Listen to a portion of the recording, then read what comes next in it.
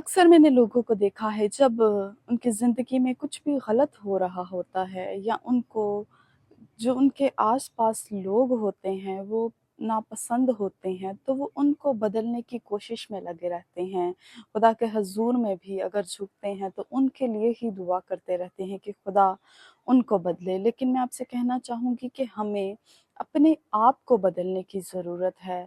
अगर हम दूसरों पर गौर करने की बजाय अपने किरदार पर गौर करें, तो बहुत सी ख़ामियाँ हमें अपने अंदर ही नज़र आएँगी जिनको हमें बदलने की ज़रूरत है।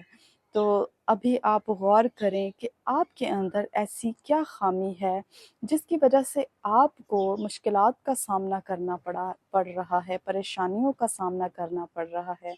मेरा ईमान है कि आज आप अपने ईमान के वसीला से उन ख़ामियों को ज़रूर देख पाएँगे और खुदा के हज़ूर में दुआ के ज़रिए उनको रद्द कर पाएँगे। God bless you all. जय मसीह की।